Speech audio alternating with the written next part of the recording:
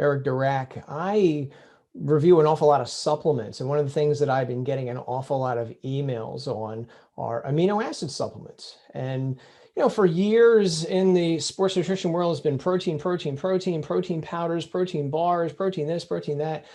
But lately, it's been amino acid supplements. People have been asking me about, and I wanted to bring you on because there is one amino acid supplement that I am somewhat familiar with. I know you're much more familiar with it as well, and it's this thing called the Master Amino Acid Program. So what I want to do this on our time this week is talk about amino acids, their role in muscle protein synthesis, and help how they might help those people who may be not so healthy. Talk about everything that you can think of that might help people try to decide if an amino acid supplement is right for them, and how maybe amino acid supplements might be better or the same or not as good as maybe a protein powder that's sitting on their shelf in their kitchen right now. Eric Durak, basically tell us what you know. Well, thanks for having me on the show, Joe. I mean, you and I actually go back a ways, and I just remember when I bought your book and I opened it up, I'm like, oh my God, look at this, just the information in there. And I spent time looking, and I probably need to go back and look at it because I just revere the amount of work that it takes for someone to do a publication of that magnitude. Because as you know, I've written some certification courses that are 500-600 pages as well, and it's a lot of work and it's a lot of energy. So probably about 6 or 7 years ago, I had been speaking to a friend of mine who was a personal trainer back in the Washington, D.C. area. And I had known this guy for many, many years because 20 years ago, he had attended one of my cancer wellness workshops. And I think it was in Baltimore area or whatever. And we had kept in touch. Very interesting guy, really, really a student of personal training. I mean, he read everything. He tried to just digest whatever he could.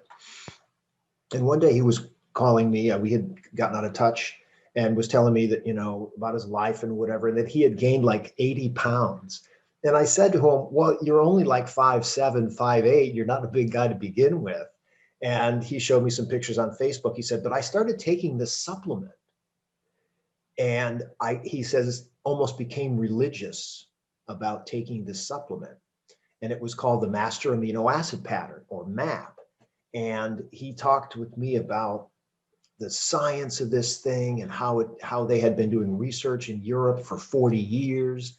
And this guy, Dr. Luca Moretti, who was this world-renowned amino acid scientist who moved out to Florida, and et cetera, et cetera, et cetera. And I said, okay, so, we started talking about it, and I, of course, never really paid that much attention because I never had taken it and didn't really know anybody that, was using it as well. But I'm walking to my car one night after work. So it's 5:30 or something in California. It's 8:30 on the East Coast. And he calls me and we're chatting. He goes, hey, I got Dr. Luca Moretti on the phone. Could you talk with him on the other? And I said, man, I'm just, I'm trying to get home and it's been a long day, whatever. I said, I'll give him 15 minutes.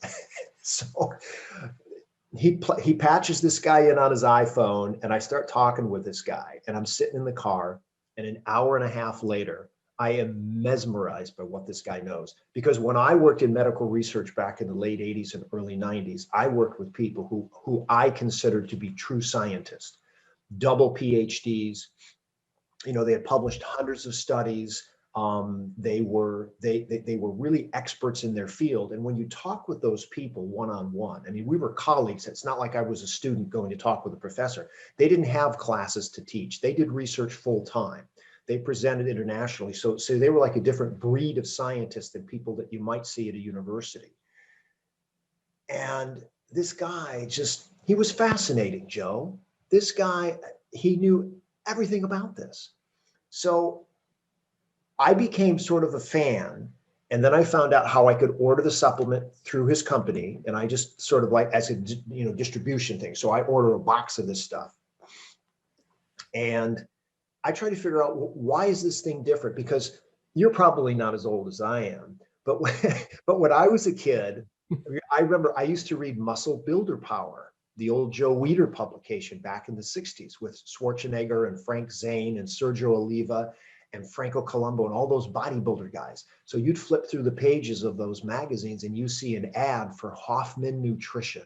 And I think he was out of Pennsylvania. And Hoffman Nutrition was one of the first companies that I ever saw that had protein powder. So my father would buy it once in a while. It had a very interesting taste. We'd mix it with milk and, whatever, big muscle stuff. And I had always felt going through college, you had meats, organ meats, fish, chicken, turkey, beef, whatever. You had protein powder, okay? And then maybe somebody had some sort of a protein tablet. But for the most part, if you were a bodybuilder, you either took extra meat, organ meat sources, or you took protein powder. And my mind would tell me that because a protein powder was already sort of, quote, pre-digested because it's ground up into a powder and you mix it with milk and it's probably easier to digest, you're probably assimilating more of it. According to MAP, how wrong I was. How MAP works is that it bases its utilization, it bases its whole sort of, and I'll show a little tap, this is the bottle, it's a very simple bottle. It bases its whole usage on how it is digested and assimilated into the body. And what Dr. Luca Moretti did is when he was looking at amino acid research, he would look at different sources of organ meat. And he would say something, he would look at something and they would look at it from two things. So when you digest protein, you break it down into amino acids, and it can go into two metabolic pathways. It can go into an anabolic pathway where it's not only helping you build muscles, but it's being utilized at a particular rate, or it goes into sort of a catabolic pathway where it's just being used for energy and then it's discarded.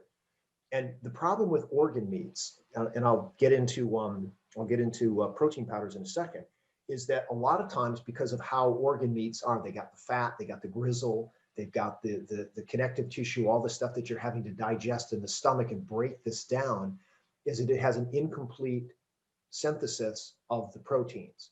In other words, you're not even using half of it for anabolic amino acid synthesis. It's mostly just breaking it down, and during that breakdown process, it's releasing its energy. So you've got, sort of energy for movement. But the main thing for protein in athletics is recovery of the muscle, regenesis of the muscle. Getting this muscle that's been torn apart with weight training and exercise to regenerate itself to be ready to be used the next day. And how he measured this utilization was through nitrogen in the blood. And whenever you break down a protein source, it has a certain amount of nitrogen that it releases.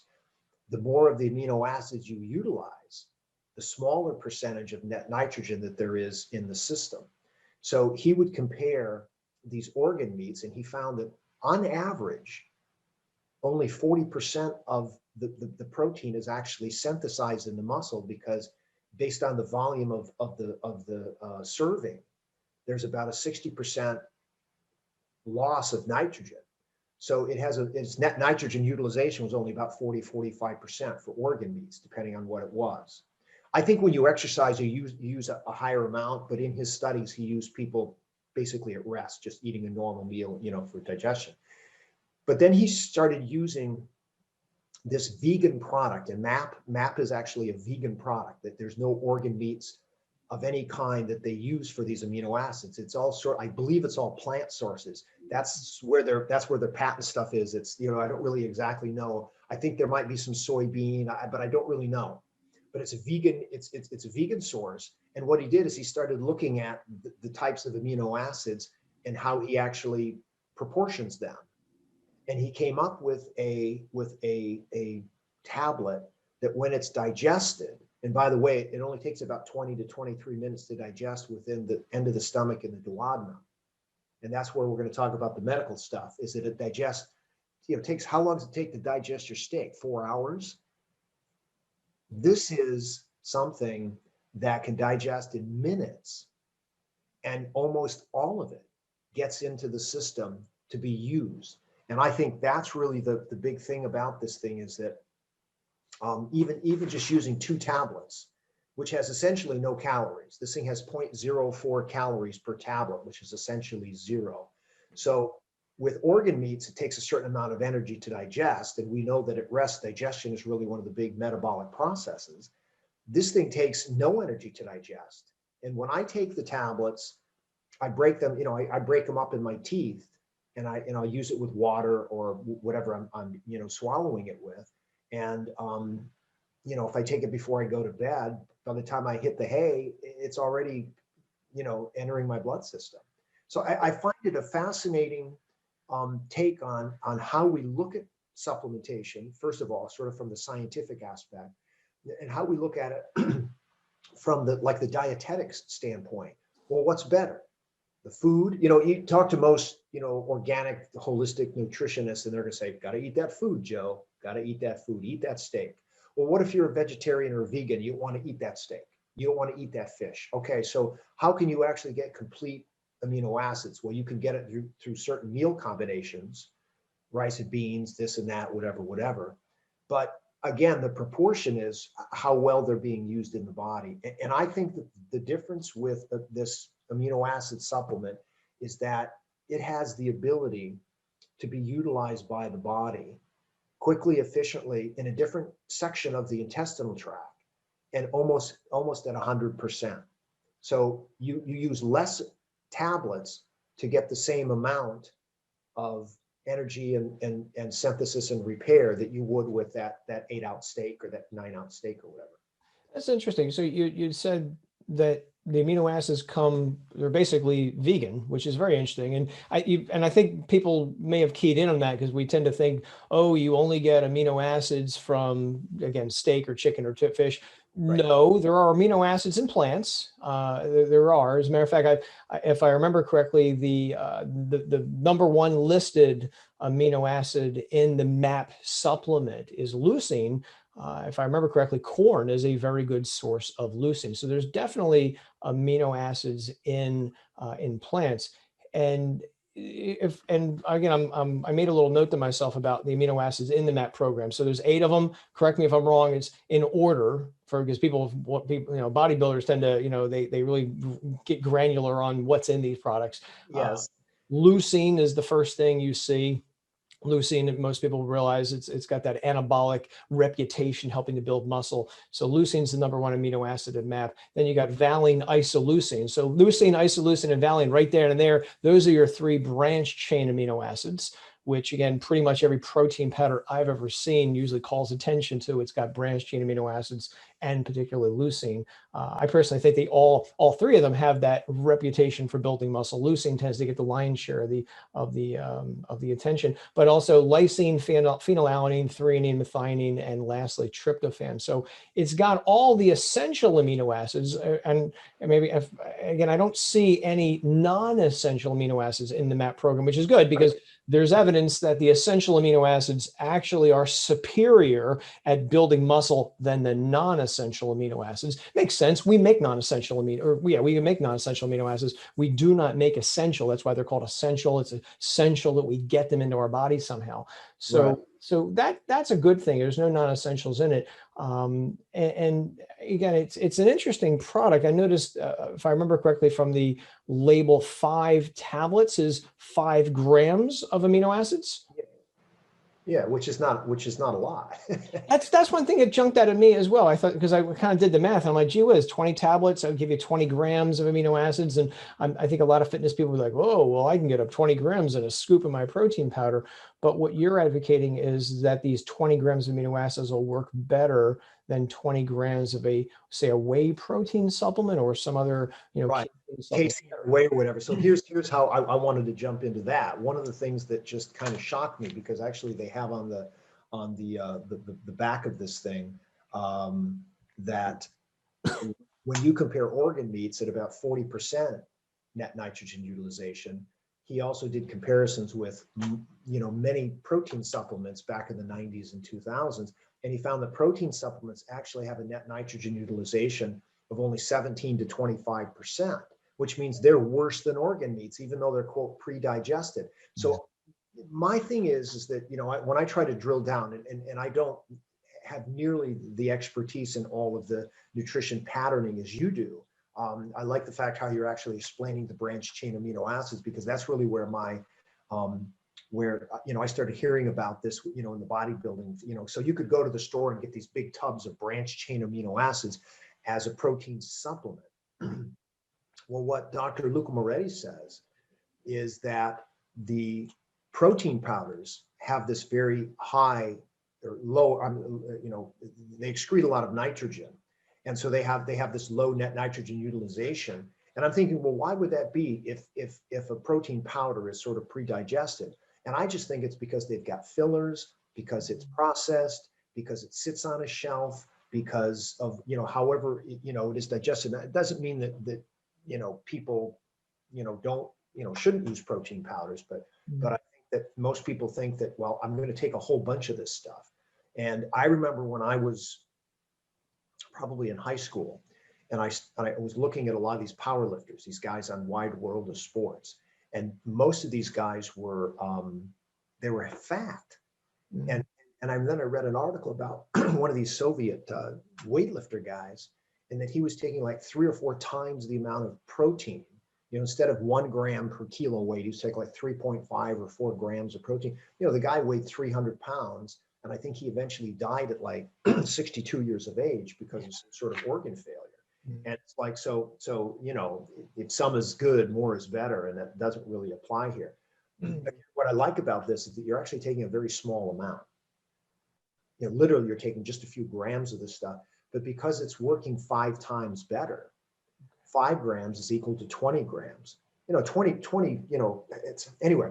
So how much does a normal person need for their protein? Is it 0.66 grams per kilo or whatever? So we're looking maybe at 30 grams, 40 grams a day, depending on their activity level for most people. And you can get that here by taking 5 or 6 tablets a day. Interesting. So has Dr. Morelli done any research on humans in terms of do they get bigger, stronger, faster? Because if you can be absorbed better, but I kind of say to myself, well, absorption, does that mean you will improve your strength? Will you get not 5 times stronger, obviously, but will it improve your sprinting capacity, your lifting capacity, your ability to jump higher or whatever? Has he done any research on humans like stuff like that? Actually, he has. And when I got introduced to MAP at a sports conference, I met an older gentleman named Mark. He was a master's track and field athlete from Florida. And he, ran high school and college track. And then in his 30s, 40s, and 50s, he sort of, raised a family or something. And he got back into training and he kept getting injured. Somebody introduced him to MAP and he started taking it. And his times at 74 were better than he was in his 60s. And he said the most important thing was that he did not get injured as much. So Luke Moretti and his colleagues and other people, and I'm trying to look at my listing here, a 1983 study of bioavailability of this kind of protein source. And I'm looking at some of the things about, exercise on synthesis and degradation of muscle protein, et cetera, et cetera. A lot of the studies that they're actually looking at are in athletes. And essentially, especially with this track and field, I'm looking at my notes here, it reduces recovery time, just like an anabolic steroid. When most people were looking at Lance Armstrong and Floyd Landis and all these guys from the Tour de France, Floyd Landis got busted because his testosterone was 4 times as high as it should have been. Yeah. They're doing it because they need to recover after these hard mountain stages. Right.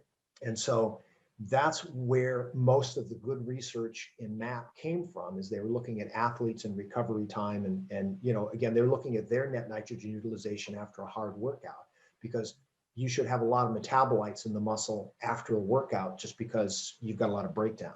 So that's where the most significant finding that they saw was reduced injury rates and increased recovery time, or improved recovery time. Improved recovery time means more time in the gym, less time, recovering.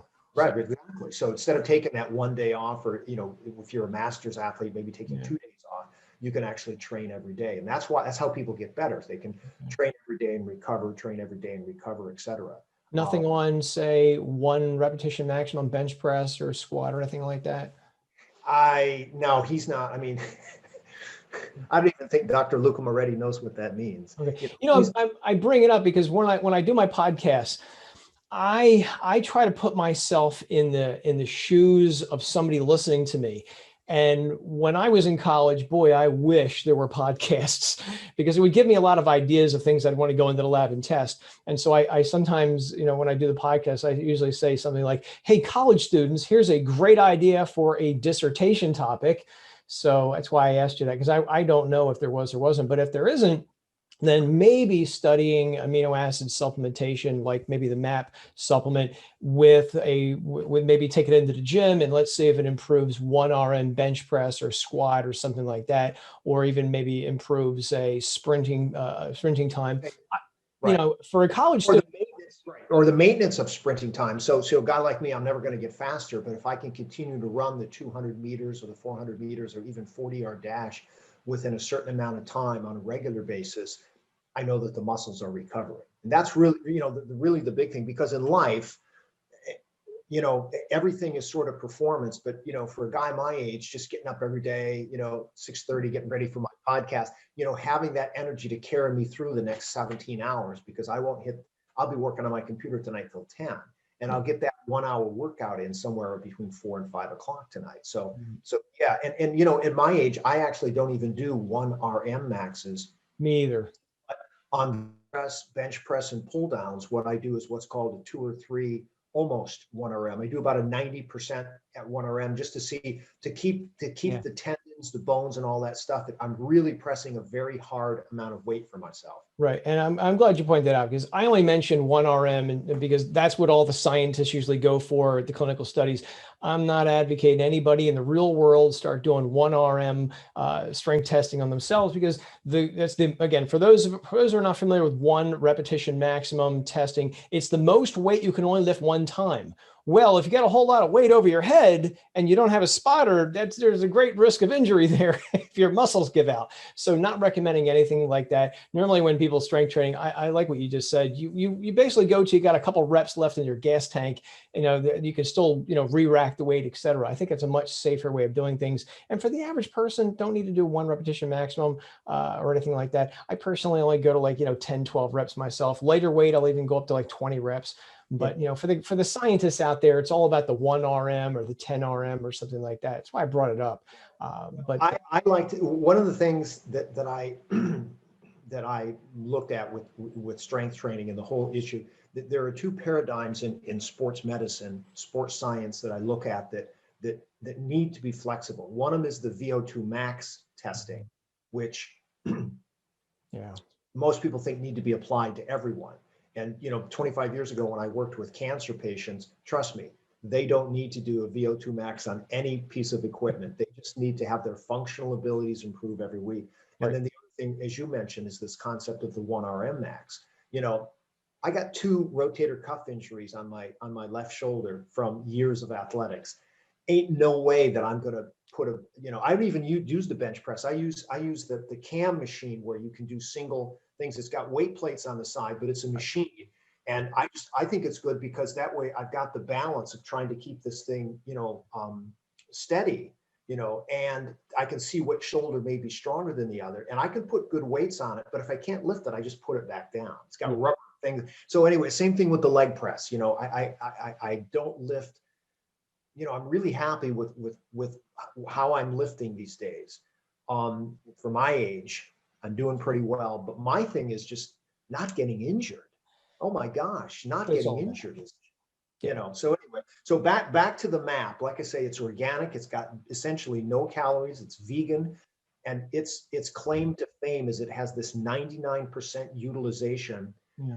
Which means that almost 100% of this thing is being digested, is being absorbed through the duodenum, and it's going directly into the bloodstream.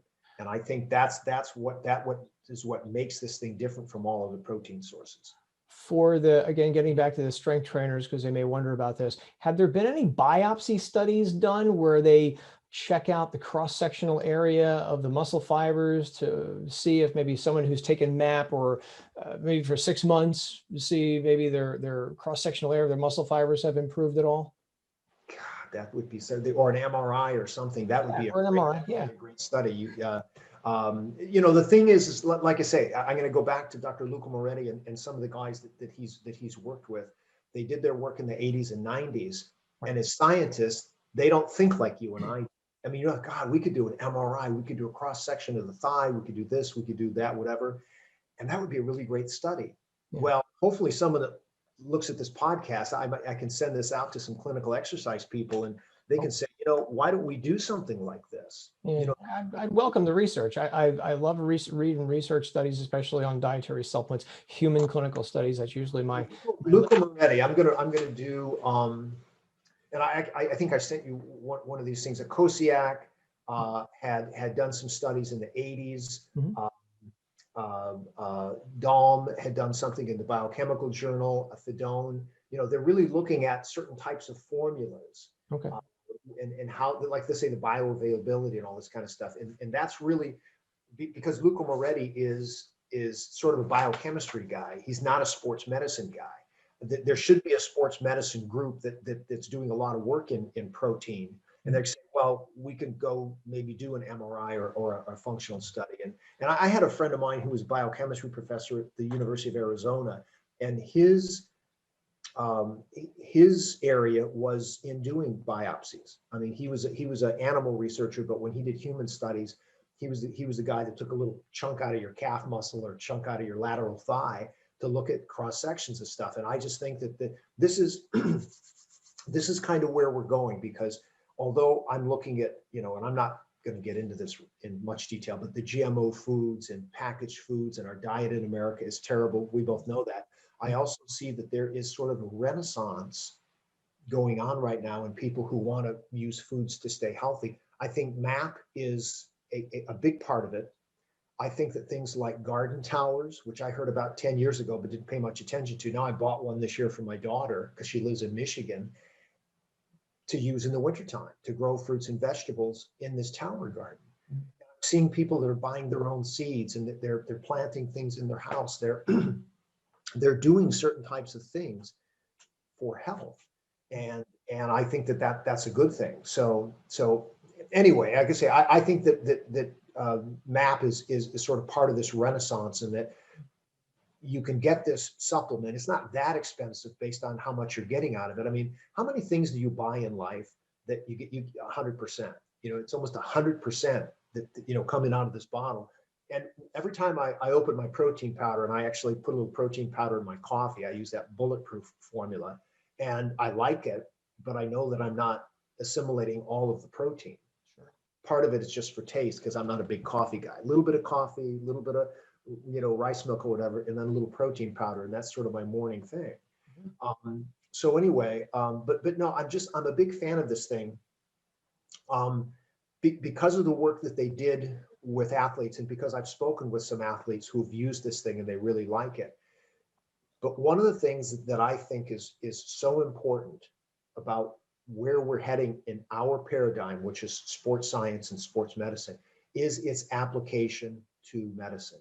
You know, when you and I met years ago, I was working in my area of fitness therapy, and which is actually what I'm doing again. I'm actually, you know, resurging that area of my business, to start working with some of these health clubs that need to reopen here. You know, post-pandemic, they need to reopen, and they need to stay open. And the only way they can stay open is to be an essential business. And the only way they can be essential is if they have patients come in and they're doing some sort of medical work with them. And that medical work is sets and reps and nutrition and all that jazz. But, you know, they need to convince public health people that their business is as important as any other, quote, essential business in the community.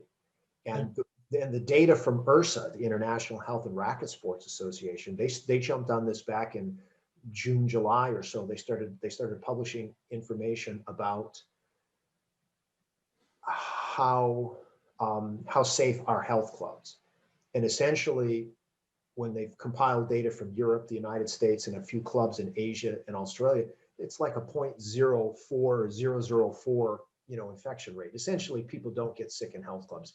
And it's a self-selecting population. I get that. Mhm. But I think that people who go to health clubs, even if they're older, and we have a really good smattering of people in my club here in I have 2 locations in my town that are in their 60s and 70s. I mean, I think there's a few folks in their 80s that work out at our health club, which is great. Small health club, family health club, whatever. But we have a guy that works with people with multiple sclerosis. And I just think that again, that's part of that change. But on the nutrition side, Mhm. one of the things that grabs me about something like Master Amino Acid Pattern is, well, how well would it work with somebody who has a disease? And the diseases that I'm looking at are cancer, because a lot of people who have like stomach cancer, bowel cancer, colon cancer, anything that has to like, or they have maybe breast cancer, but they're taking chemotherapy. The chemotherapy disrupts their ability to even digest foods, let alone assimilate Mm. nutrients. So people who are on chemo radiation therapy, you get radiation in the thorax and in the stomach. Again, it essentially is destroying your gut biome and your ability to get these nutrients in.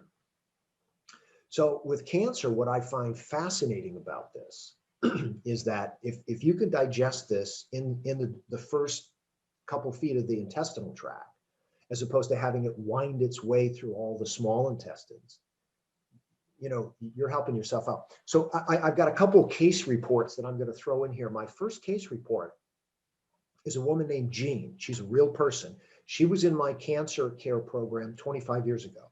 She had breast cancer. She went through the program.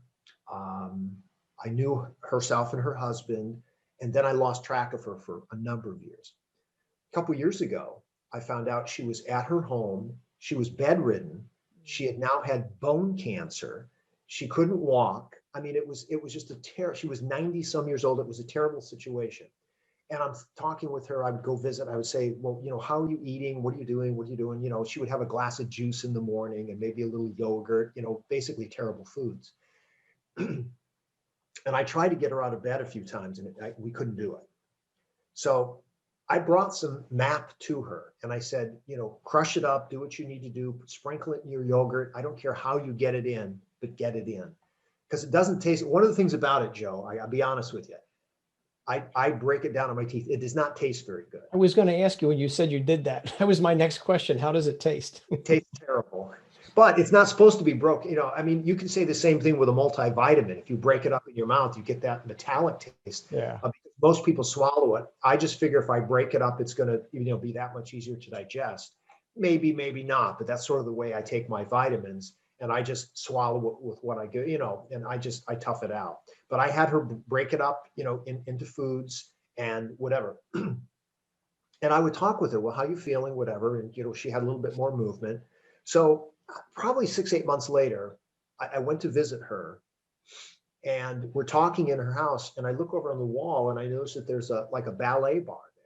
It's a metal ballet bar that's been bolted into the wall. And I'm talking with her and I keep looking back and I said, what is that thing? Why is that thing on your wall? She goes, that's my stretching bar. And I said, what do you mean your stretching bar? You can't even get out of bed, unless you have to go to the doctor. She has one of those little slings that they put her in to get her in a wheelchair or whatever. It's like a half a day thing. And she goes, no, my guy helps me to get up here and I do a couple stretches. And I looked at her and I said, you can get out of bed? And she goes, yeah.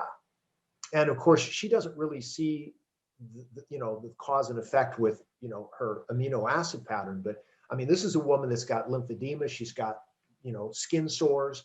Her feet are swollen. She can put very little pressure on her body, but she was able to actually get out of bed. She was bedbound for 1.5 years, Joe. I mean, this is what I would consider almost the worst case scenario for a person who's getting home care, is that there's really not a lot you can do. Yeah.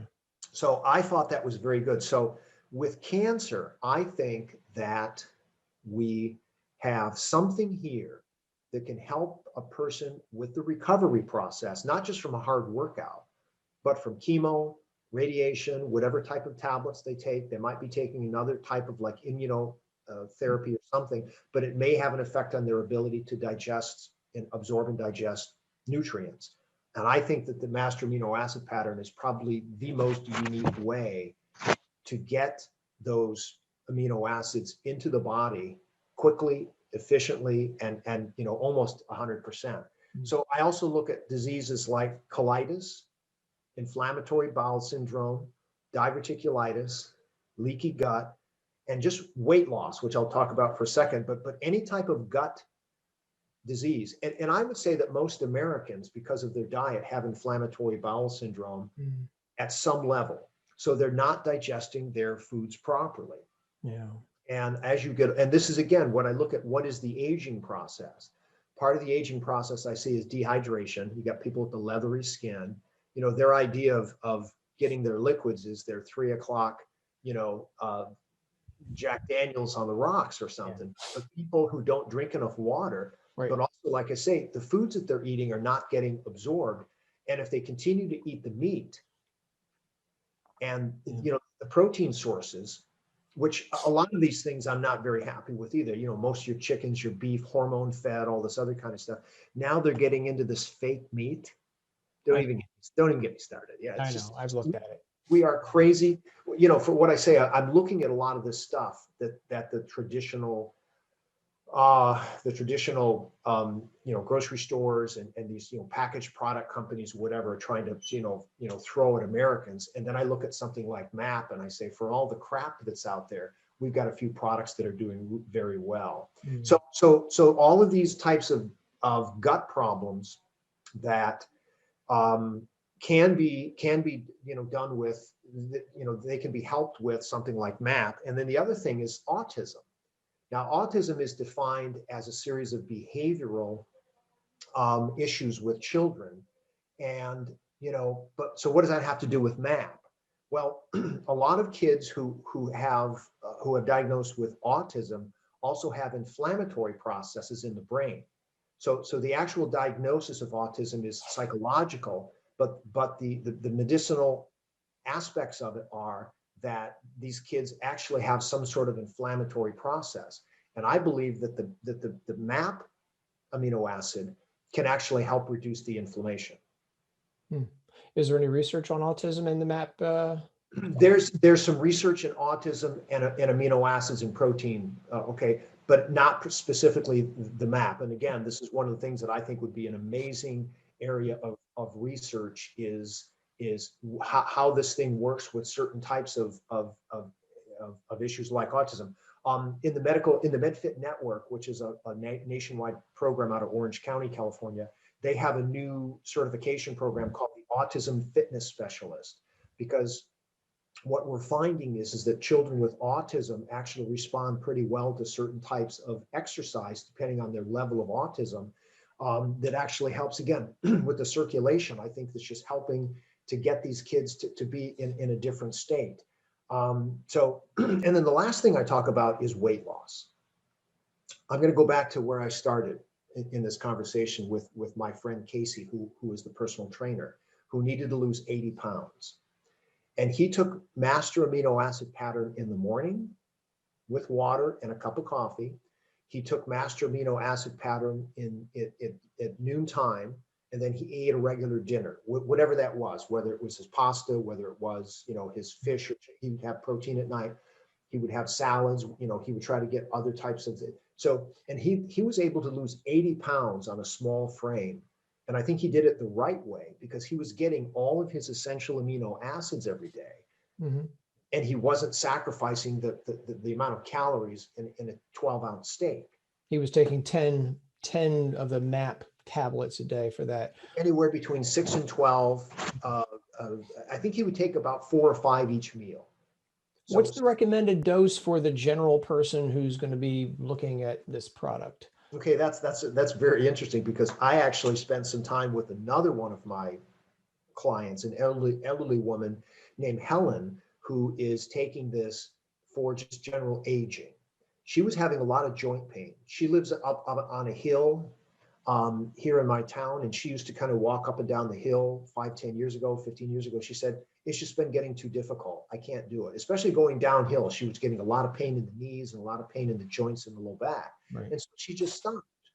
So she put on weight and all this stuff. She read an article that I wrote in one of the local newspapers about this. And she called me, she started taking it.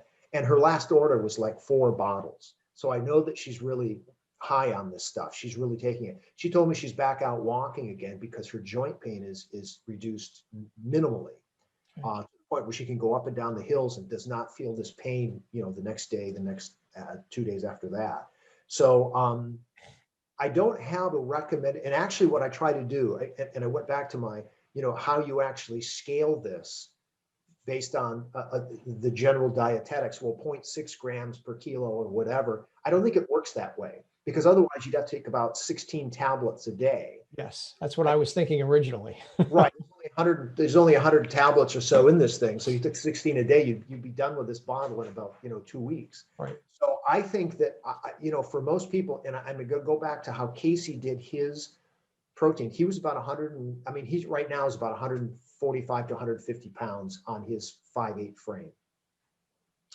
He took 4 or 5 in the morning, and he took 4 or 5 at lunch, but he was on a weight loss program.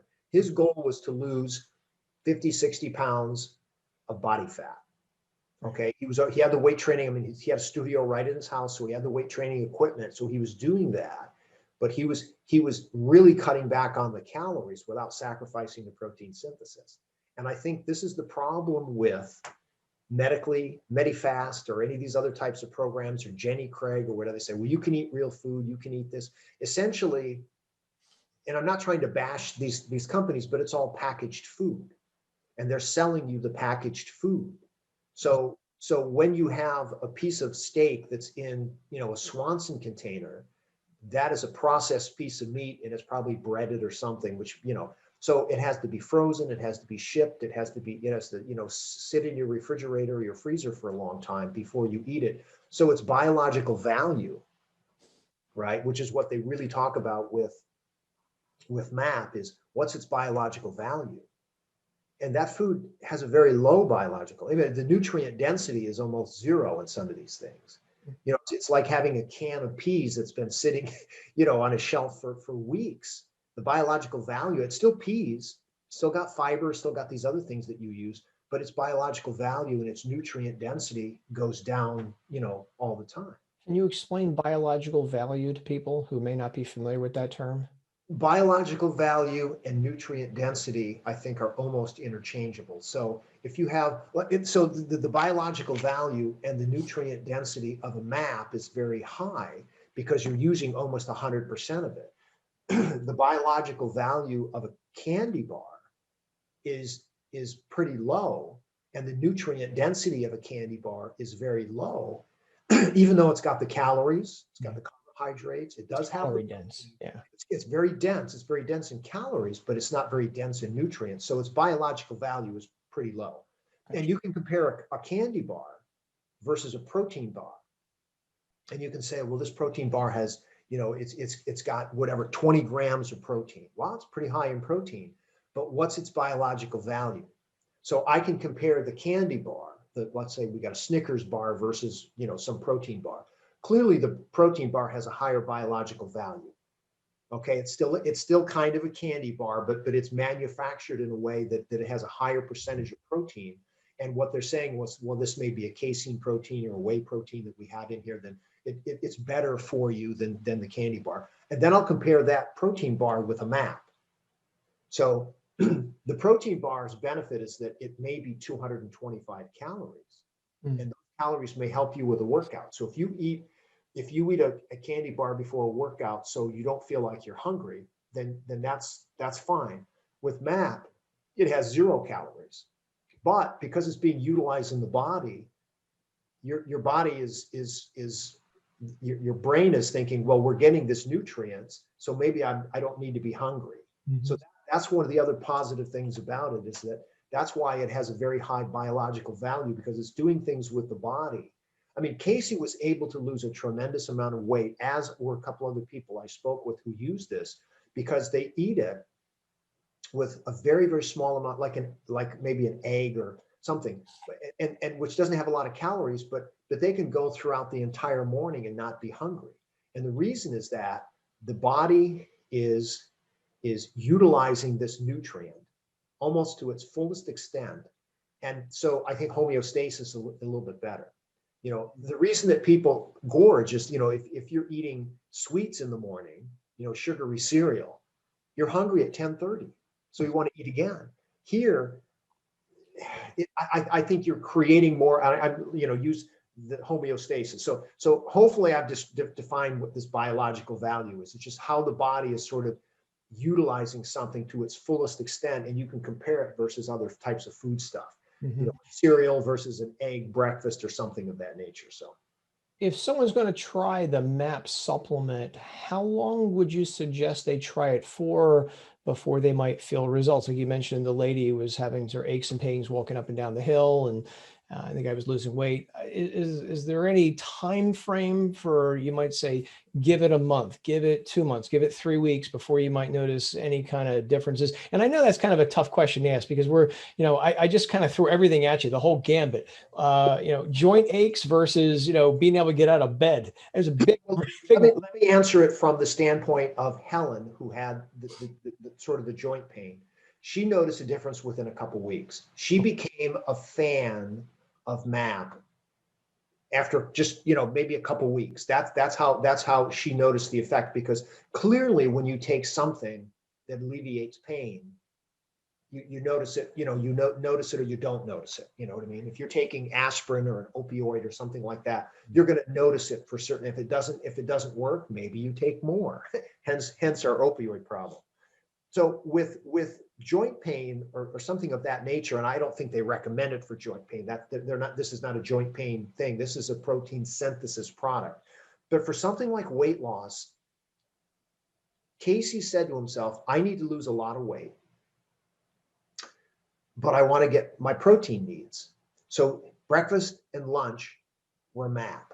And then he had a regular dinner, and he calculated his calories and stuff, particular salad, whatever it was. So he was probably only getting maybe 500, 600, 700 calories a day, as opposed to most people's 1,500 to 2,000. So he was cutting his calories by more than 50, 60%, but he wasn't sacrificing his protein intake, which I think is the big thing, because with weight loss programs, these quick weight loss programs, what is most of the weight loss? It's water, and water is affecting the muscle and all that kind of stuff. So weight loss it depends on how much you want to lose. If you only want to lose 7 pounds, you may want to skip one meal. Your lunch may be MAP. And that way you're saving 500 calories a day on lunch, but you're still getting all your protein needs. I don't know about your other vitamin needs. That's another podcast. But I'm saying and like with cancer, you may actually notice something within a couple of days. That's the interesting about it, is that most of these people, they have really a hard time eating food. And this is something that you might be able to see within a couple of days, because if you still have the ability to digest going out of the stomach, which most people do, you're going to get a high proportion of this thing that's going to get absorbed, even if you're undergoing chemotherapy. That's one of the things that I like it as well too. As a matter of fact, I have a proposal to an oncologist to use the MAP in some clinical trials with some cancer patients. We're trying to get a new integrative cancer center going here locally. And one of the things I want to use is the Master Amino Acid Pattern. And I would first want to use it with specific types of chemo and radiation. You can use it with anybody with radiation, but some people may have a chemotherapy where it's localized, or they may be taking a specific tablet of chemotherapy versus someone who's getting, other types. So yeah, there's a lot of questions that we need to ask. So to answer your question, it depends on the type of medical procedure or the type of result that you're looking for. Right. No one needs to take 30 tablets a day. I just don't think it's manufactured that way. Good. Again, the whole thing about a proportion of grams per kilo doesn't apply as much to this. A lot of it has to do with what its outcome effects are on the body. And that you can measure through a blood test. Yeah. And that actually might be better for the people who struggle with, oh, how much protein do I need per day? And, they want to convert, to the RDA and then 0.6, 0.7, 0.8, 1 gram per pound. I think personally, that's why people came up with 1 gram per pound, because it makes the math easier, as opposed to going 0.7 times, per kilogram body weight. Most people don't want to do that math. So for something where you might say, oh, take 5 tablets a day or 10 tablets a day, and you might get the same response. I think for some people, that's an easier way to go. Right. Again, I would hopefully for the college students who are listening to us and watching us right now on YouTube, and they're saying, hey, this might be a great topic for a dissertation. I'd love to see some studies where maybe you compare this to, your run-of-the-mill protein powder or something like that to see how things might stack up. I'm personally most interested in this with older adults because you mentioned the aging process a little while ago. I've been fascinated by the whole aging process phenomenon since I was 13 years of age. As we get older, we lose muscle strength, we lose muscle size, sarcopenia and dynopenia decrease. The new 2025 guidelines, I just actually had an episode on this last week. The 2020 to 2025 dietary guidelines for Americans does point out that a majority of people over the age of 71 are not getting enough protein. I believe it's about 50% of older women and about 30% of older men over the age of 71 are not getting enough protein. So again, for those college students watching us right now, this might be an interesting intervention study to do to see if maybe an amino acid supplement might benefit older adults who are not as strong as they once were. Right. But again, a lot of things when you talk about the USRDA and the dietary guidelines, I mean, I've never been a fan of these government guidelines because they don't sort of look at kind of where we are. And earlier in the podcast, when I mentioned the 1RM strength test and the VO2 max aerobic test, for the majority of people over 50 years old, those tests are not that important. Right. And I have a colleague of mine. I have tremendous respect for this guy and his work in exercise and cancer, but he puts everyone on a VO2 max test. And I said, what if you got somebody who has bone cancer who trips on the treadmill? Right. And in my case, my come to Jesus moment for testing was I had a woman who had a brain tumor and I put her on a treadmill at 0 watts. I mean, we started at 50 watts and she couldn't even move the pedals. So I put it down to 0 watts and I said, okay, we'll just start pedaling and then we'll grade your intensity as we go. And I, clicked onto the clock and she started pedaling, and 38 seconds later she stopped and she looks at me, she goes, that's it. Yeah. And I'm like, so she didn't even get to any, so my mind went, we have to do something different here. And I think that when we're looking at like these types of guidelines and say, well, they don't get enough protein. Well, do they need to eat more meat? Well, no, because they may not digest it very well because they're 75 and they have these digestive problems anyway. Right. I mentioned that last week as well. They're not making much hydrochloric acid, and that's going to be a problem right there. They wear dentures. We know if people are missing some teeth, they're at risk of nutritional deficiencies. So they're for something that might be more easily assimilated. I sometimes go to just an easy go to is maybe a protein shake, but anything that be much more easily assimilated for an older adult with digestion issues, I think might be of benefit. I don't think everybody has to have steak or anything like that, but I'm a big fan of easily assimilation for older people who are not assimilating things as well as they used to be. Because we got a health problem in this country. They call it literally, and I'm sure you know this, the Standard American Diet, SAD. That's how it's abbreviated in the clinical trials, SAD, Standard American Diet. It's sad we eat so bad. Yeah. And it drives me crazy when I hear this. And again, I've been calling attention to this for a long time. It's a national security problem. Yeah. And nobody wants to talk about this. It's a national security problem. You've got a nation of over-medicated, unhealthy individuals that is unsupportable long-term. And so we need to improve our health. And I definitely think the health of our older adults is really important because we're living longer than we ever have before in the history of the earth, but we're not healthy. Those longer years are not, it's not adding life to your years. It's just adding years. It's interesting you say we're living longer. There was a 2015 study that I have in my files that I've read a couple times that actually said that white males between 40 and 70 are actually losing lifespan. They dropped in 2015, they dropped like almost 7/10 of 1 year over a 10-year period. So they lost almost a year of life. So instead of living to 69, now they're back down to almost 68. And the reason was dietary problems, alcoholism, suicides, and things like surgeries, lack of physical activity, whatever. So they put all these things together and said, at least for white middle-aged males, there's a problem here. And now I'm looking at this whole crisis that we have with COVID-19, and I'm looking at people who are not out doing exercise, who are cooped up. The suicide rate in the United States has jumped, 6 times. I know. We have massive amount of problems in this country. And now we have a lot of people who have lost their jobs. I actually heard a statistic last week about the health club industry, and that over 35% of health clubs have closed.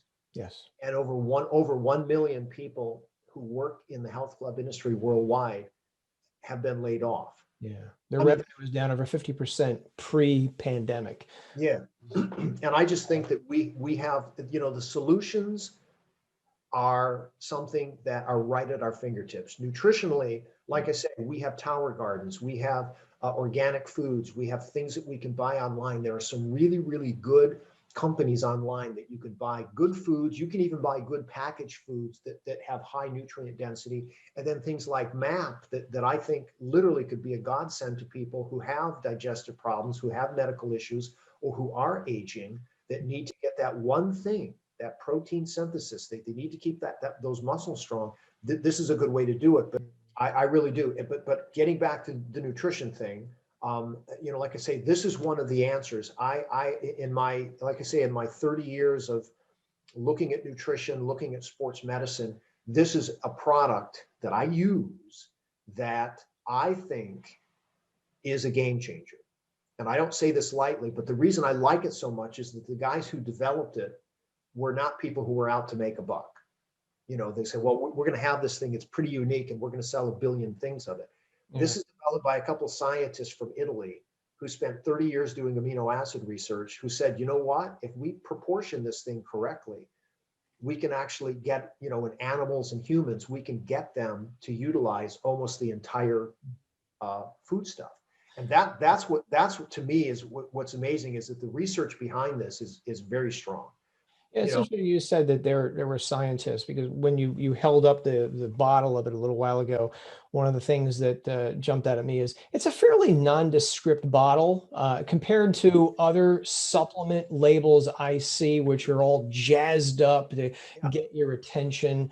That one doesn't really grab my attention. I see it, but I'm like, it doesn't have lots of claims on it, and it's grabs my attention on the back is that we have the net nitrogen utilization is 100% here, and then organ meats, protein powders, and you can just see that they have their graph on the back, which is essentially, this is why we're different. They're marketing with those terms. They're marketing to you and me.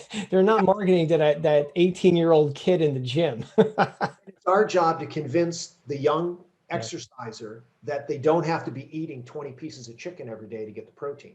And even though I believe that when you exercise, you have a higher net nitrogen utilization of your meat, your protein supplement, et cetera. I mean, just look at guys who have been doing it, who are top end bodybuilders. I mean, these, but they also have to get ripped for a contest. And that's a completely different eating pattern than most people. But just in terms of general health, I think that this thing is spot on, and the expiration date on these things, they last for years. I mean, the bottle will last for 2 or 3 years. I just think it's a great product. I think it's a good value for your money. And nutritionally, I think that it stands up to any other type of protein supplement in the world. Where can people get this, by the way? Because, I was at a local health food store last week, and I don't think I saw it. And I was in the protein section. It just occurred to me right now, I don't know if I saw it there, but when I go back in a week or two, I'm going to look. Where is this sold online at the health food stores? Where do you get online? I mean, I sell it on my website, medhealthfit.com, and you go to the nutrition products section, and I sell it, and I try to give people, good value. I don't mark it up. As a matter of fact, for some of my clients, I don't even mark it up at all. I just kind of sell it, because I want them to have it. But on the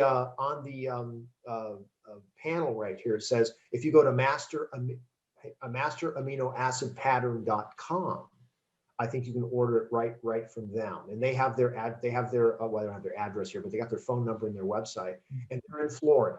And so Master Amino Acid Pattern, they can go to my website, etc. Hopefully they can, they can read some of the things that I've done. I've written about 2 or 3 articles on this. And I think where you might have seen it is I did a 10-minute commentary on my TV show about the Master Amino Acid Pattern. And I actually just Googled myself this morning and I typed in Master Amino Acid Pattern and my video came up on the first page. Nice. Well, that's pretty cool. I noticed that some of my TV shows don't get a lot of hits because I don't market them that well. But this thing's had hundreds of views over the last few months. I'm like, well, people, when they're typing in this Master Amino Acid Pattern, I'm actually coming up and they get to listen to me for 10 minutes.